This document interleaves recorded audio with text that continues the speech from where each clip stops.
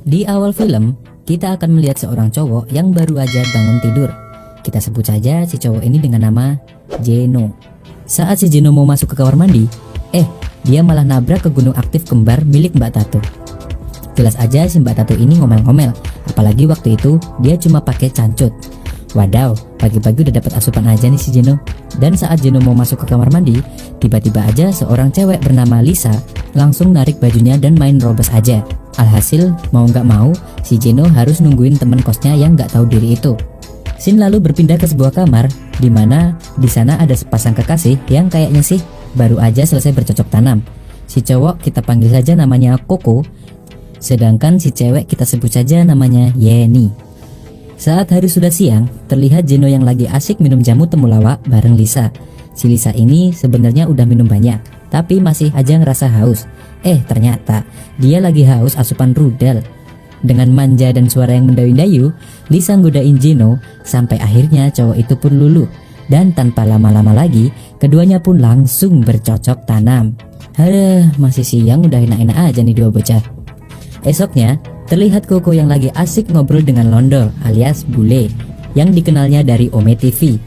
Ternyata si Bule yang bernama John ini bakal tinggal bareng Koko dan yang lain di kos-kosan itu. Gak lama kemudian, anak-anak kos yang gak ada kerjaan itu pun pada ngumpul buat kenalan sama si John.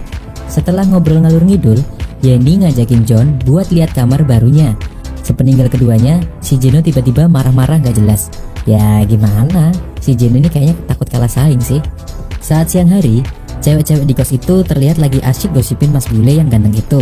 Terus mereka taruhan buat deketin si John. Dan si Mbak Tato ini langsung berdiri buat tancap gas ke kamar si John. Sementara itu, di kamarnya, si John ternyata lagi asik olahraga. Tapi bukan olahraga 5 jari kayak kalian ya. Dan saat si Mbak Tato masuk ke kamarnya, si John pun langsung menghentikan aktivitasnya. Si Mbak Tato dengan pedenya langsung ngajakin si John buat minum-minum di burjonan yang gak jauh dari sana. Singkat cerita, keduanya pun sampai di burjonan yang dituju. Di sana, mereka ngobrolin banyak hal. Dan karena itu, keduanya pun jadi makin dekat kayak doi kalian sama selingkuhannya. Canda ya. Setelah ngobrol lama, John langsung kepincut sama si Mbak Tato.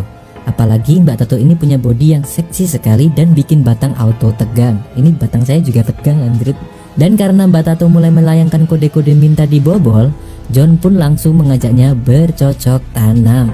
Akhirnya terjadilah pergenjutan duniawi antara rudal Eropa dan serabi lempit Korea.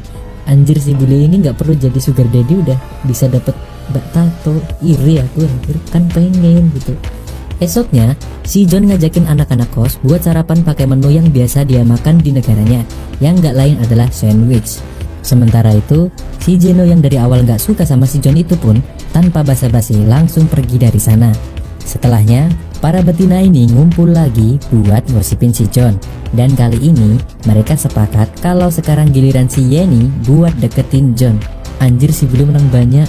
Siapa yang cita-citanya oplas jadi bule? Komen di bawah ya. Tapi sebenarnya pertanyaannya cuma satu. Lu mampu gak bos? Scene pun berpindah ke sebuah burjonan di mana si Jeno lagi ngobrol bareng Lisa. Jeno yang udah kangen sama serabi lempitnya Mbak Lisa pun langsung ngajakin cewek di depannya itu buat bercocok tanam bareng.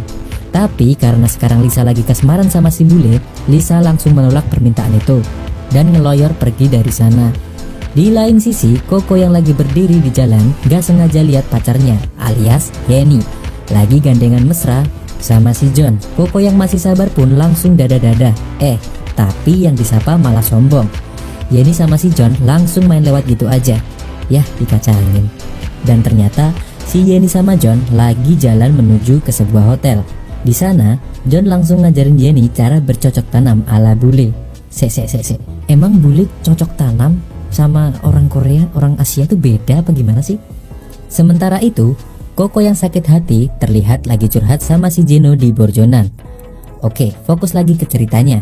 Di situ Koko bilang kalau ia mulai nggak suka sama kehadiran John yang bikin cewek-cewek pada klepek-klepek. Dan si Jeno pun ngerasain hal yang sama. Dia juga udah enek banget karena semua cewek di kos-kosan sudah diembat sama si John. Di sisi lain, terlihat Lisa yang lagi asik nge-stalking sosial media mantannya. Gak lama kemudian, John datang sambil bawa kamera. Lisa yang dasarnya emang jago nahlukin cowok pun langsung gunain kesempatan itu buat minta si John motoin dia. Mereka pun pergi ke sebuah pantai dan foto-foto di sana. Di perjalanan pulang, Lisa ternyata masih belum puas. Lagi-lagi dengan manja, cewek itu minta John buat mampir ke sebuah motel. Dan tentunya kalian tahu dong apa yang akan terjadi selanjutnya. Ya, terjadilah sebuah perkejutan duniawi antara rudal Eropa dan serabi lempit Mbak Lisa. Singkat cerita, malam pun tiba. John diajak minum-minum oleh Jeno dan Coco. Di sana, Jeno dan Coco bilang kalau John harus pergi dari kos-kosan itu. John sih cuma bisa nurut dan langsung ngucapin makasih karena selama ini dua cowok di hadapannya itu udah baik banget sama dia. Anjir, kocak nih bule, mana ada orang baik ngusir gitu aja. Setelah John pergi dari sana, ketiga cewek itu pun kelihatan murung. Tapi ya udahlah ya, life must go on. Masih banyak bule di luar sana. Di akhir film pun si Coco langsung nempelin informasi kalau di kosnya masih ada kamar kosong. Kira-kira rudal mana lagi ya yang bakal jadi penghuni kos laknat itu?